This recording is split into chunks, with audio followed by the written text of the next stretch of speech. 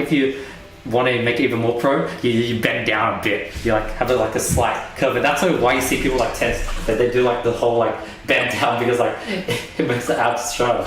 And I was ripped. I was like, holy shit, I did not know I can have abs. Alright guys, so this is episode 5 of the flip side, Lucky 5. I'm very excited for this episode. We've been doing this for 5 weeks now, so it's been pretty crazy. What's your thoughts, Krishn? It's been 5 freaking weeks. Yeah, dude, like when you put it that way, 5 weeks, like as opposed to 5 episodes, 5 weeks.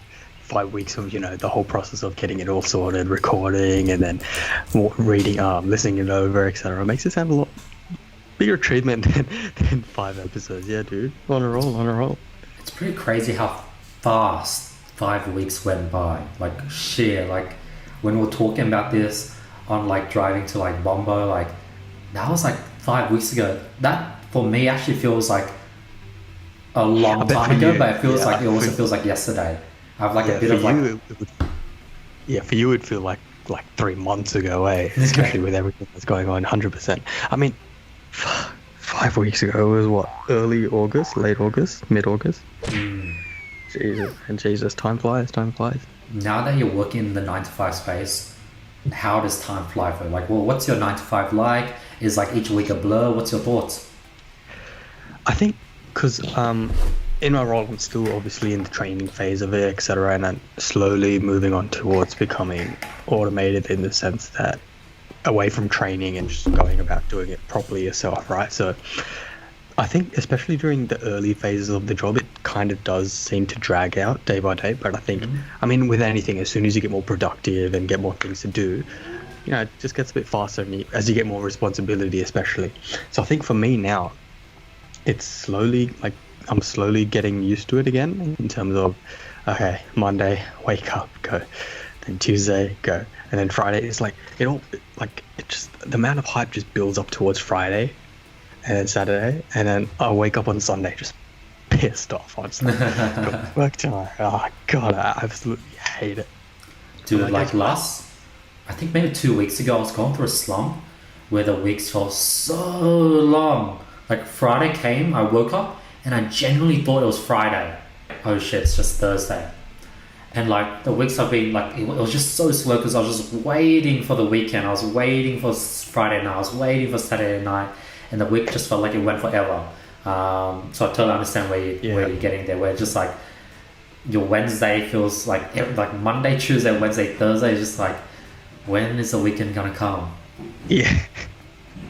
And then the weekend comes, and then you're just like, oh, did I even enjoy the weekend? Did I like it? Did I have fun? It's just like, oh, dude. And then it just, I don't know, like, especially 9 to 5 people.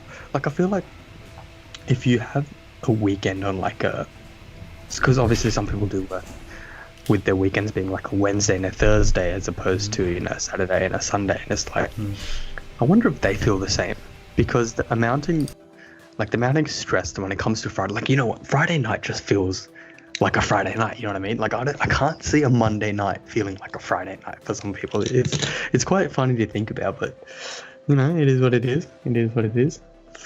Dude, like, I feel like sometimes for some jobs, 2 days off isn't even enough to recover from like 5 days. Oh, 100%. I feel like that with most jobs though. Like, I reckon it's interesting. We talked about it the other week where I think, especially with a lot of people working from home now and the transition coming to a more like, centralized working from home for most companies, I think there could be a 4-day week eventually.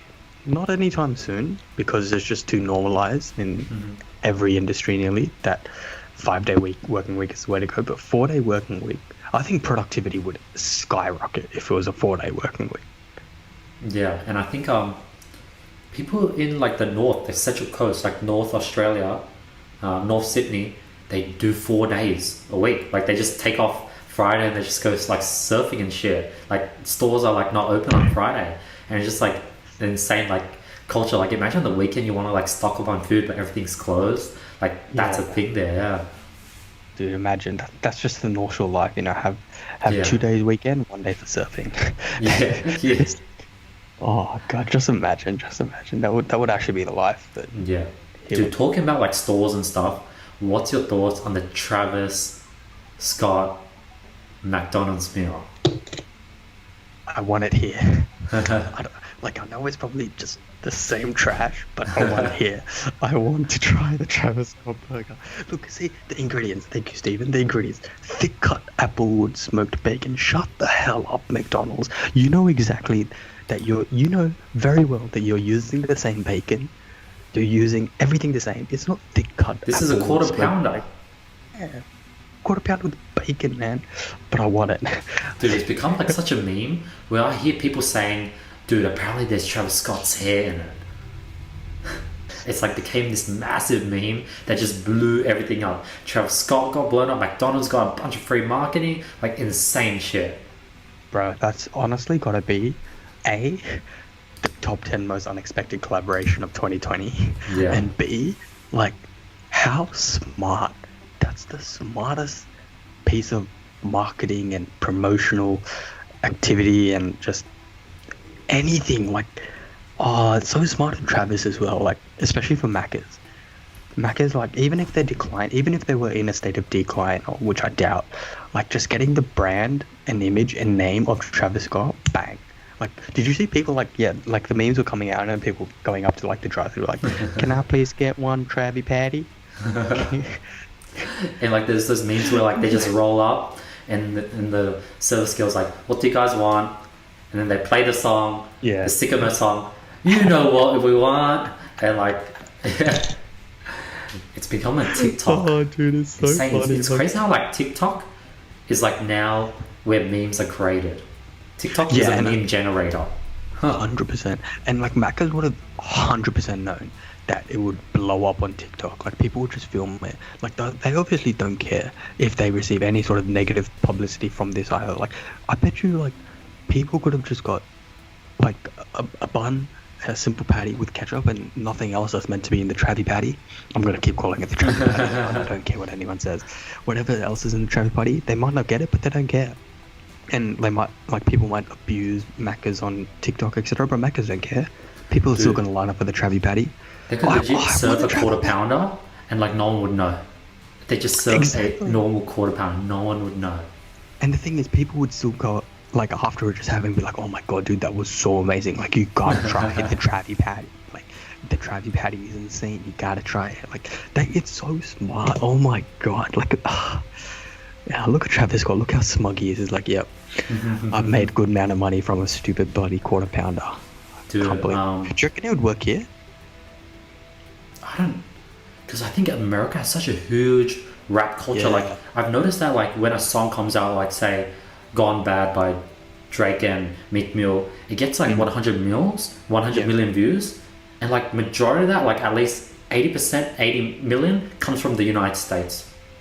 Yeah, like, it's 100%. insane. Like, they got a huge rap culture that was like that we sort of are slowly building up. Like, as our sort of, as social media becomes more like omnipresent and as like our generation goes up, people are gonna like listen to more and more trap. But like America, like, yeah, that's sort of where it's at, I guess. Like, obviously the rap culture was, I mean, you could say it was essentially cultivated in America, right? You had your rap greats, and it's slowly evolved through time. And like, obviously Travis Scott is a very good example of how hip hop has evolved with time. But like, I feel like here it wouldn't make as big of a statement. Like, you're right, I 100% don't think it would make as big of a statement or an impact as it has here, because it's a massive cultural impact there as well, right? Like, rap stars are considered like heroes and like really revered highly by the people. Like Kanye West going for president. I don't care what anyone says. If you vote Kanye West as the president, you're an absolute idiot. Like, that's just the dumbest thing anyone could do. But what I'm saying is, like, that's the influence and power that they can hold. Like, they have the power to change and shift people's beliefs and understandings and the way they think, etc. And I don't think they realize it either. They're just that. Dude, on the topic of just like shifting how people think, and like how, like, if we were to serve a quarter pounder, people wouldn't even know. There was like this story, this guy named, I forgot his name, but he's like this producer. He makes movies, and he's also like, he has like a label and he helps like artists. And I think he was like touring with like some big band like either AC/DC, Metallica, or it was like this sort of like rock band. And the rock band was like, dude, like the speakers aren't loud enough. We want more sound. And like the speakers were already massive, and like there was not much Jerry, that was his name, Jerry could do to like, he couldn't get more speakers, and it's like expensive and shit. So what he did was he just got a bunch of these massive boxes. His name is Jerry Weintraub. Got a bunch of boxes and just sprayed paint them black and put them all over the venue, like on the sides, on the front of the venue. And so the band came and they were like, damn, like what are all these black boxes?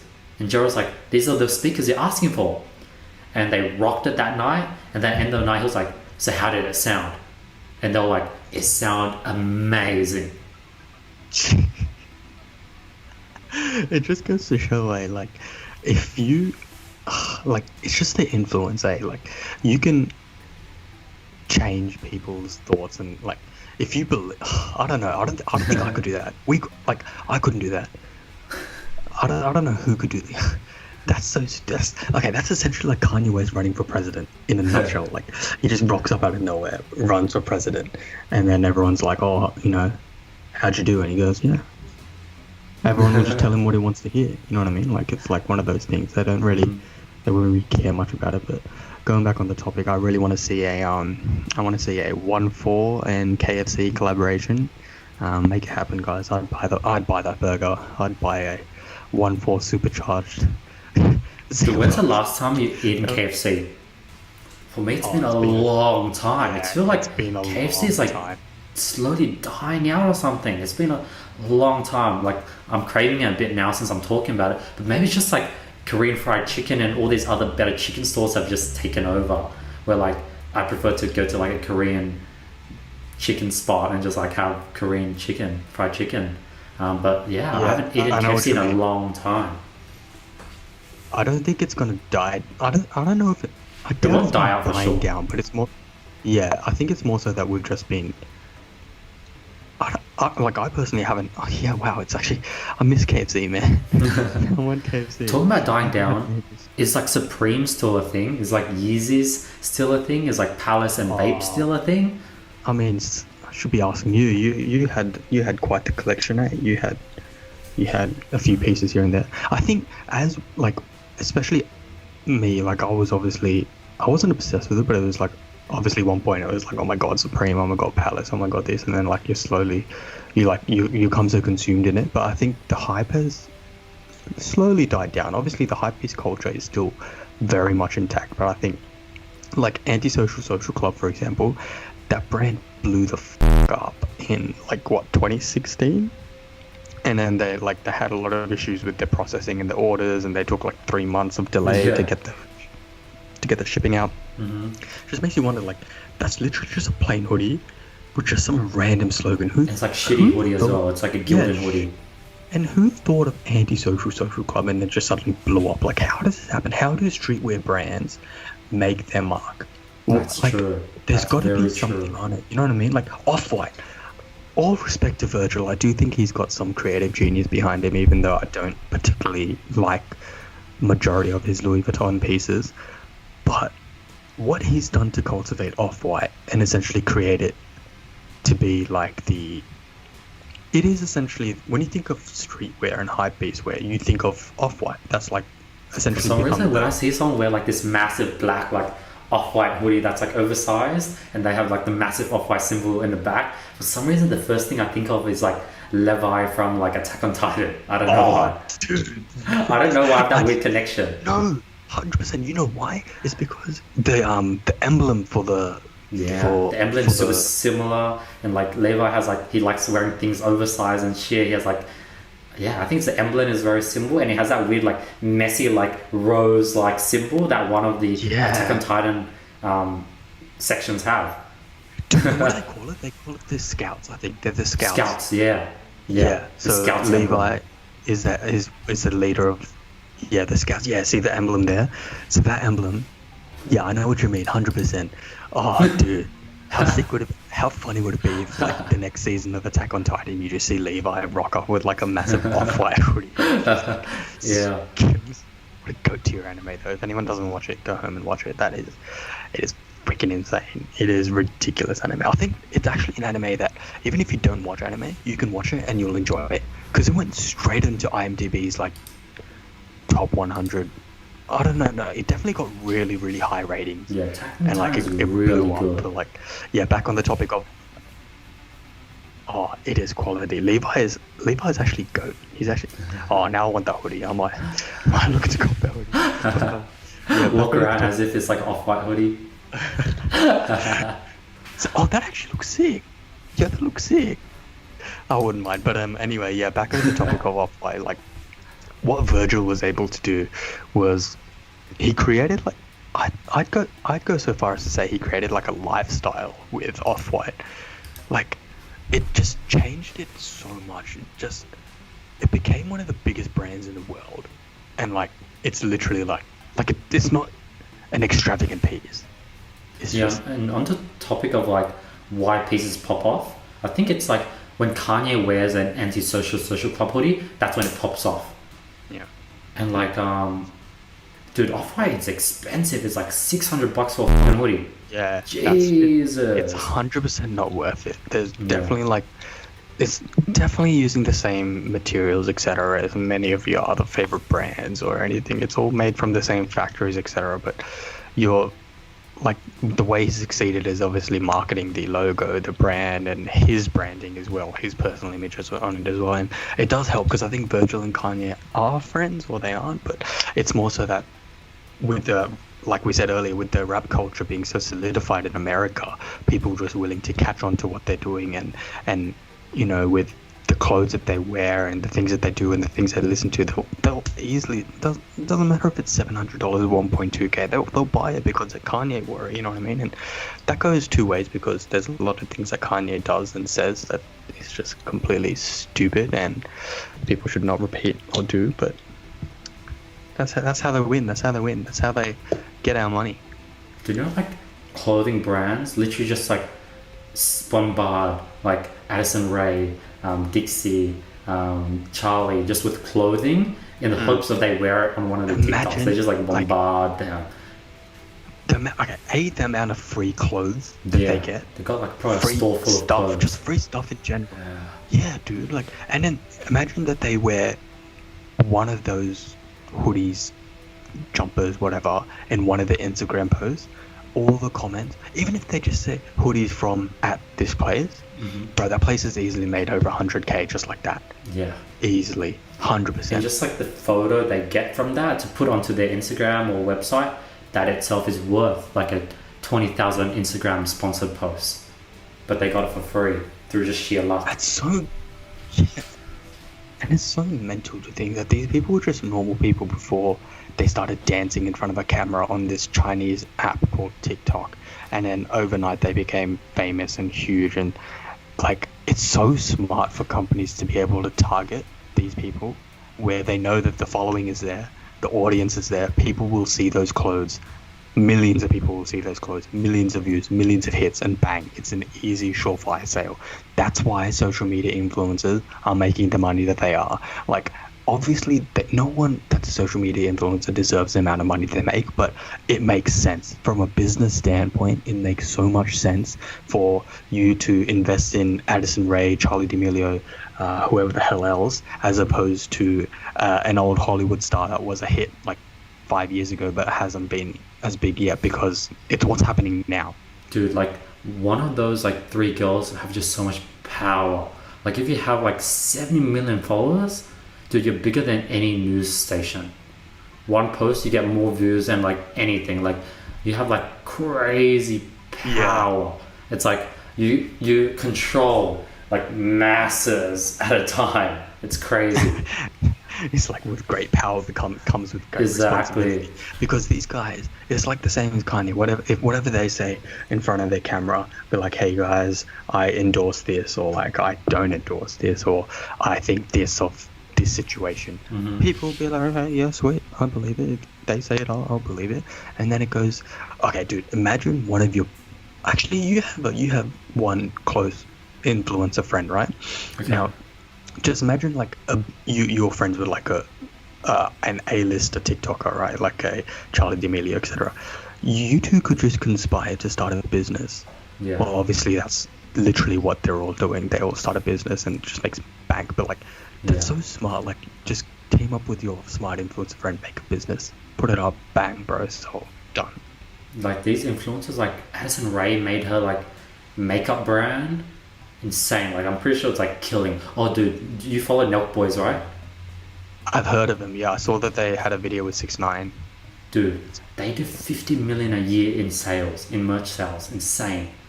Logan Paul at his peak did like 20 million at 50 least. million? Yeah. So imagine like a Charlie or like an Addison Rae.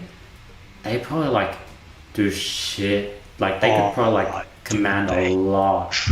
Yeah, they would triple that. Yeah. Oh, but that's true because they're absolute.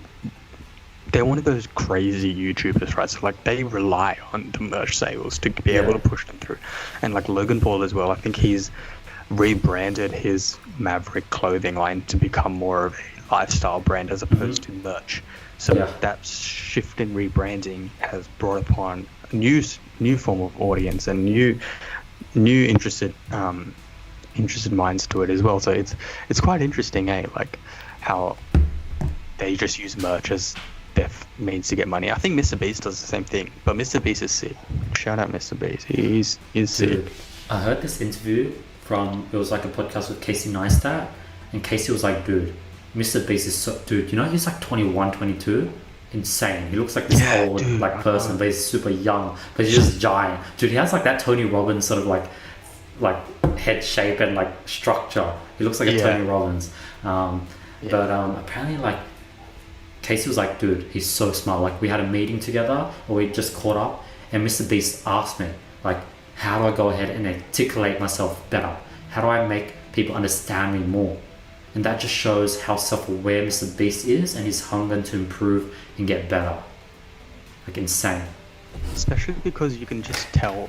I mean, if you watch one of his videos, you can just tell that he's not one of those YouTubers that are just there to like grab your attention for 10 minutes and piss off and just essentially use you for your money. Like he's there always trying to innovate and like try to create cool content, good content. And he's always trying to give value.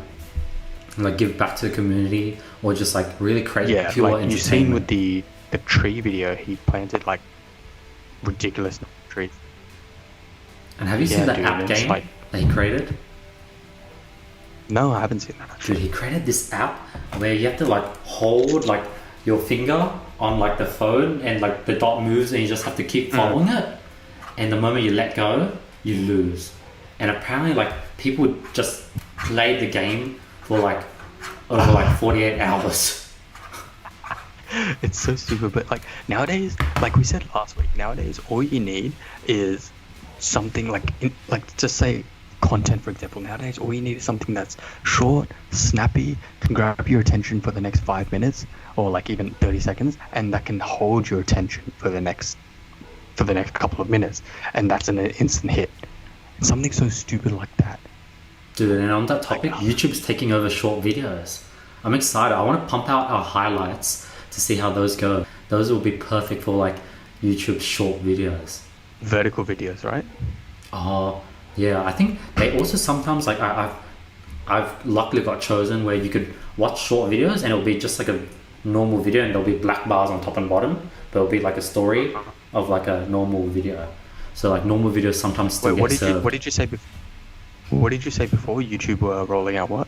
So YouTube were like testing random people to get like these sort of short video. And like I was luckily one of the few that got chosen. And I gave it a try, and it was like a bunch of these short like cat videos and shit. And obviously since YouTube, people don't upload horizontal videos, a lot of the videos were just like normal horizontal videos, but like in like story form. I think they have like YouTube introduced like stories. Yeah. If I'm. The Yeah, stories, they did, but it a didn't lot of hit people on. But I consume think it. this new form. Oh, really? Well, The story? So I would put a story telling people to subscribe, and it would get like 700 to 800 views per week, which is pretty crazy. Just the one story. So like it's Dude, that's like people consume insane. it strangely. That's insane. What? I didn't even know that. I thought it was just going poo-poo, but it seems like it's doing well. I Do think you ever if view they stories? manage to hit that off as well, this will also blow up. Yeah.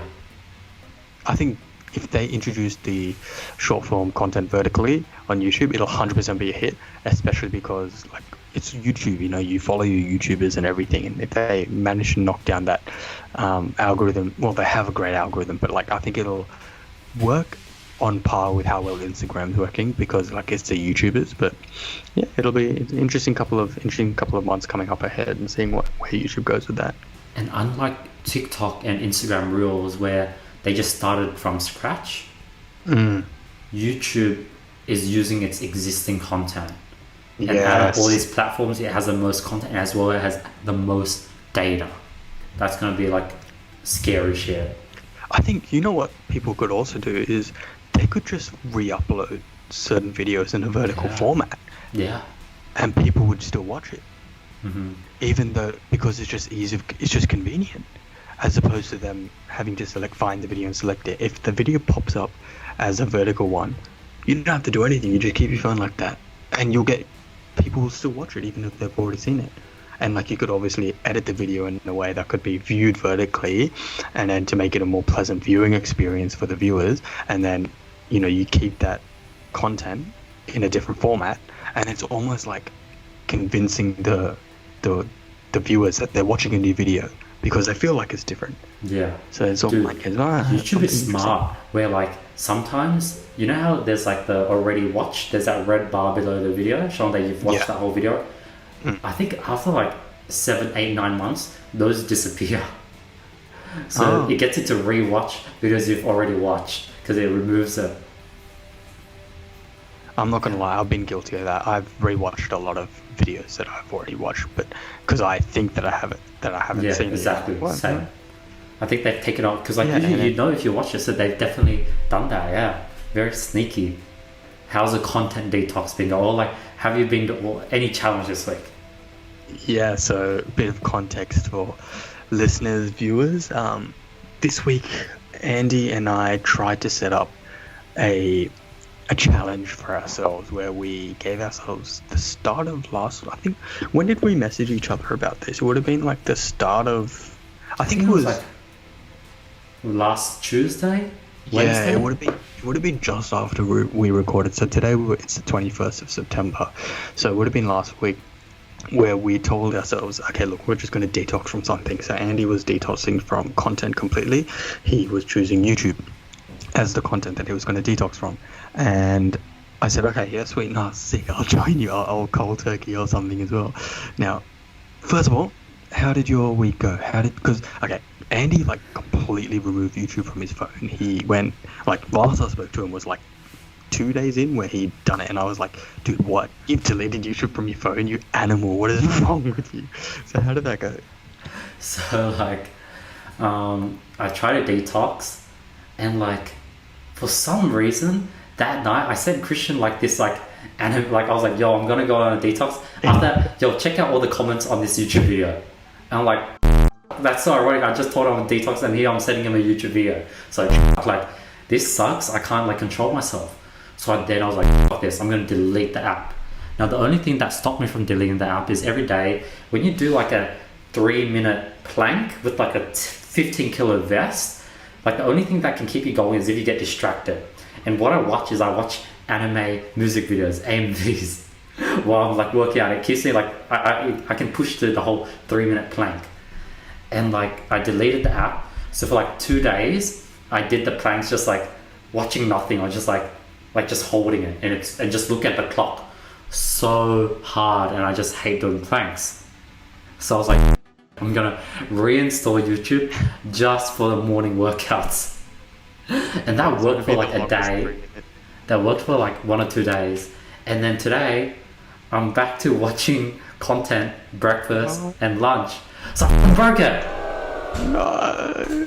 Wait, but the thing is, you can't just, like when you're doing these sort of challenges and detoxes, whatever, you can't just expect to like get rid of it immediately and then it to have immediate impact. Like you gotta, I wouldn't say slowly ease into it either. Like you got to understand that you will always have those temptations to jump back into old habits or old things that you used to be doing, and it's slowly sort of overcoming that mental barrier where you can be like, okay, nah, sweet.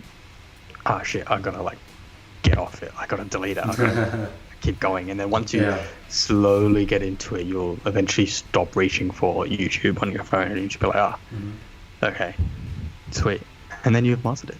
But yeah, dude, I don't know how you can do 3-minute planks without, like, just in general, what the hell, dude? Those 3 minutes must be like 300 hours. I don't know how it... What is wrong with you? Dude, it's painful. And you just stare at the clock as well. What I now do is, I learned this from somewhere, where like, when the timer goes off, I hold it for another like 3 seconds, like to push it above the timer. And I think like, usually people like, they just wait until it goes off and they collapse. But if you force yourself to hold for another 2 to 3 seconds, that's sort of when the gains come in. So that's what I've been doing. But I think it's just like sheer practice. Like I'm pretty sure I started at like 40 seconds and just like kept on increasing it. Yeah, 100%. I mean, it goes without saying with anything. Once you slowly keep practicing something and just keep constantly doing it, you'll eventually get better at it. But no, that's good to hear, as in you'll be able to do that. I've been doing planks for like the last like 2 years. And like, I don't know, I'm pretty fit. I don't have a fat belly, but I never was able to get abs. I was like, I went through that phase when I was young. I was like, dude, I want abs. I want to be ripped.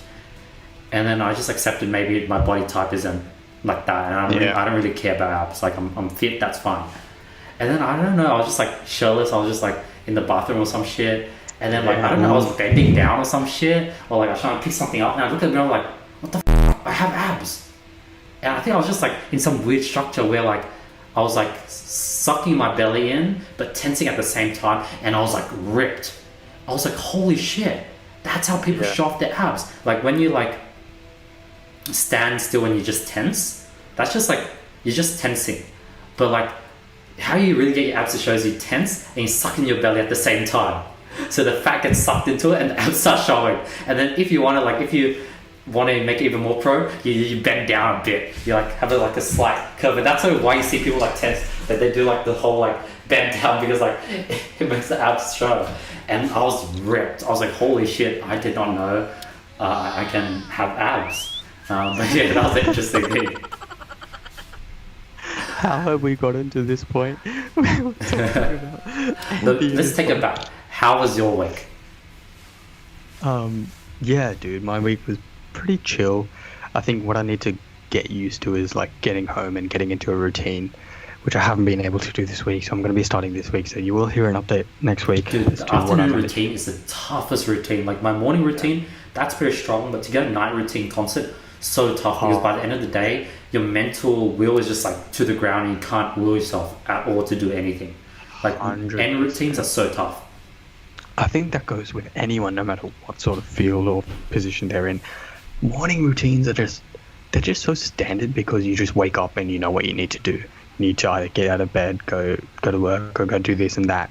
And then like it's just set, you know what I mean? You just have set things that you follow and do to get started with your day. Whereas the end routine is probably just important as the start. Oh, who am I kidding? No, it's not just as important, but it's like still important in terms of winding down and being able to still be productive if you need to be, otherwise just do nothing. But yeah, I think that's one thing I need to do, like develop an evening routine where I'm not just going straight home and just going straight to bed like the lazy shithead I am. But I need to find something to cold turkey from as well. What do you think I should try and cold turkey from? I need to find something to cold turkey from. I think Instagram. I think I need to cold turkey from Instagram. I honestly think so. No, I wouldn't go so far as to delete it, but put it on a timer. Yeah, is there like I have a time? Yeah, there's blocks every 15 minutes. If I spend more than 15 minutes on TikTok or Instagram, my phone it's ran out of time. But obviously, I kept ignoring it throughout the day. You could ignore it. Yeah, exactly. Yeah. So I thought about that because prior to, I think during lockdown, I was hitting bad number of hours per day on an Instagram. I don't know, maybe popular people don't feel this, but when you're just sitting in the bus and or anywhere else and you just need to look busy and you're just pretending like you're texting someone, I'm just on my phone on Instagram. I'm not busy as hell or anything, but it's been bad. My Instagram fluctuates from 3 hours a day to 1.5. Yeah, that's so bad. So At the moment, it's averaging 1.5, but I think I'm gonna cold turkey Oh, up that's in not too 6. bad. So I know two of my friends also cold turkeyed from Instagram as well, because it's just bad. Like it's just not good, especially on anyone's mental when they're always comparing themselves or looking at things and other things that they see. It's just not good. I don't like Instagram. 100%. Damn. Oh shit. Oh, that's yeah. I'm like similar. I'm like an hour. Oh shit. That was like 2 hour, 1 hour. Yeah, I spent like roughly an hour on Instagram a day too. Yeah, you don't even realize it either. It's just one of those Yeah. things where it just happens. Well, like moving on, I do have one thing that I wanted to quickly discuss. I'll bring it up on my PC as well, so I get the Dude, while you bringing correct that info. up, did you get braces? Your teeth are so straight and white, Krishn. I did get braces. It was a Nice. rough couple of years of my life because I had plates and then I had braces. So my jaw Holy was like, shit. my teeth were like that. So I Okay. had to get my teeth like this, and then Oh, I had to shit. get them like flat. Oh, So like, shit. yeah, And do you no, still, it do you was still wear not good. retainers? Nah, I did for the first 2 years and then just stopped after. Now if I put it on, it'll kill. It'll hurt so bad. So isn't it gonna get like over time? Aren't your teeth gonna like get fucked up? Like go back to bad? Potentially, but it's one of those things where like I don't think it would, because it that would only happen if it gets really like it could get really bad. You're right, but I shut up, bro. Come on. My teeth are not gonna get back to this. Okay.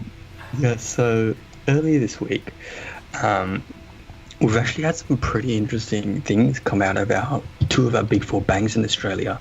Oh, We've shit. had NAB and CBA introduce the no interest credit card. Oh shit. Okay. We'll get a but thank you, Renell. Interesting. Yeah, so NAB. So I heard from someone who works at CBA that CBA and NAB both had planned to do this, right? And CBA were going to introduce it later in the year in December and introduce the whole thing at once. So introduce it and release it at the same time, so that it's available to consumers at the same time that they introduce it. But what happened is NAB introduced it earlier. And so NAB introduced it like last week. And when NAB introduced it, CBA were like, oh shit, got to get onto it right away. And they introduced it like the same day or the day after, right?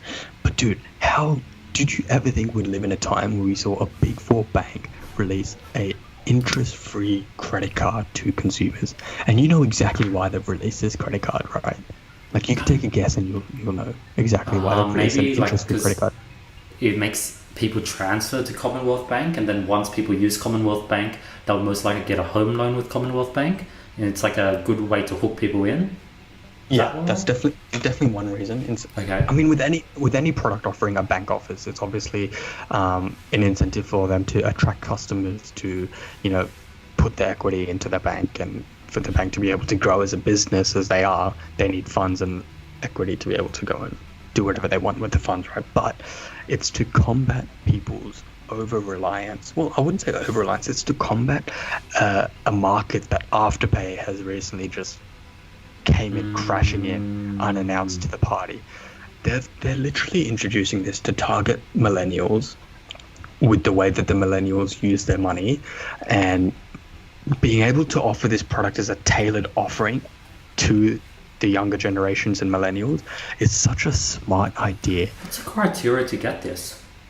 I'm looking at NABs now. I know Steven has CBAs open, but there's different. So from my knowledge is that there's different credit limits that you can apply for. So you can apply for like a $500, $1,000, $3,000, or $5,000. So you could buy that much, you could like spend that much money and just not pay it off ever? You do pay. So the way it works is that there's just a monthly fee. So they just charge customers a monthly fee, but zero interest. Now, what I'm interested in is what happens when customers default, essentially not able to pay themselves back, right? So, okay, so NAB have a $1,000, $2,000, and $3,000 credit limit with the monthly fee, like different accordingly. So $1,000 credit limit, obviously the lowest monthly fee, $10 monthly fee. Ah, there's a monthly fee to this credit card. Interesting. Got it. So you just have to Let's calculate the interest rate. So if it's like you're paying, say, $12 on a $500 credit limit, that's a 2.4% per month. Pretty based on the smart. credit limit. Based on the Pretty credit smart, limit, yeah. But yeah, and then it's essentially like you have a minimum monthly payment, so it's $35 for now, right? So $35 per month you have to do.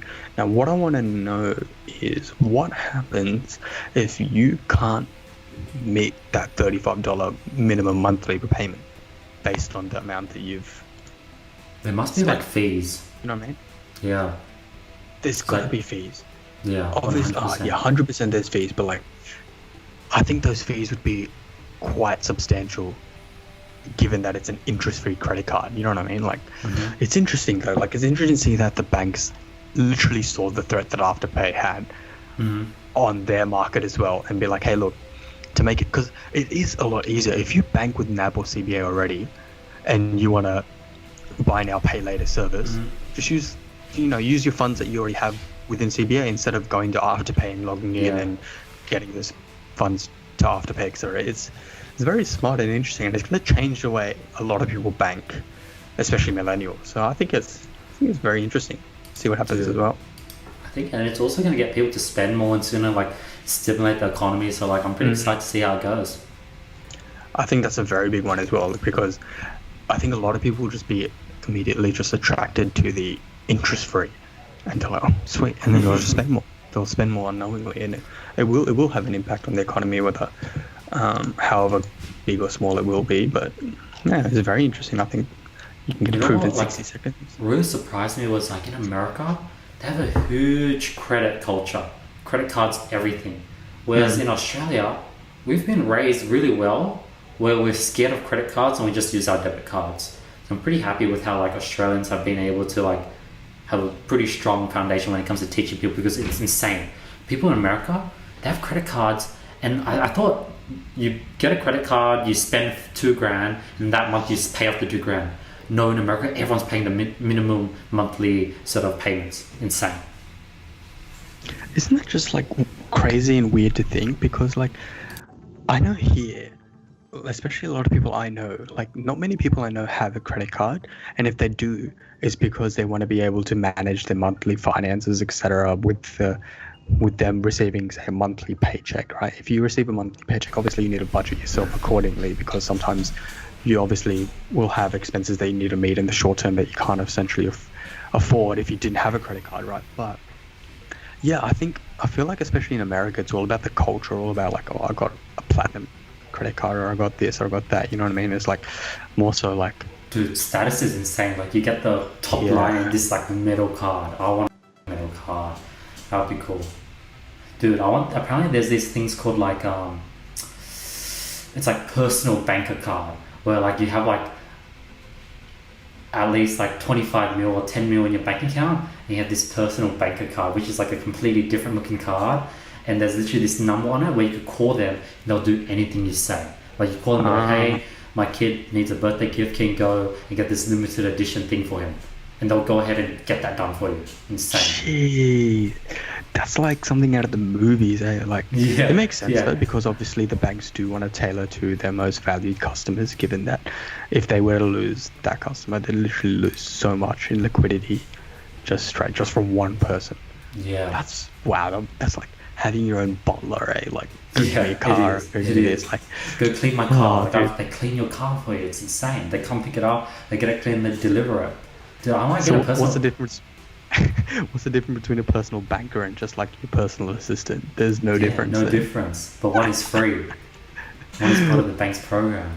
One's part of the bank's offerings as a service. Wow, you never thought I'd hear about a bank offering a personal assistant to you. I mean, if I was insane. Let's do the numbers. Let's say you have to have at least $25 million. Let's bring it down to like $10 million in your bank account. Now the bank is probably able to make, how many percent do you think they can return on that if they were to reinvest that money? So 4% of 10 million, that's $400,000 per year. That's like, no wonder they can give you a free personal assistant. Yeah, shit. Okay, when you put it that way. Wow, it's in the bank's best interest to be able to offer them a personal assistant. Eh? Yeah. Jesus Christ. Oh, I want $10 million now. I want $10 million just to have a personal banking assistant or personal banker. Jeez, that would be the absolute life. Or you could just like have like $1 million or like 300K and just like hire someone for like 50K a year. I had fun on this episode, Krishn. So thanks for doing this. Thank you so much for episode 5. We'll cut it short here. Yeah, let us know any feedback, etc. Appreciate it so much, guys. Thank you so much for listening. Today was more of just a casual chat. Let's see what we have in store next week. Thank you so much for listening, guys. Thank you so much, everyone. Hope you guys had fun. Peace.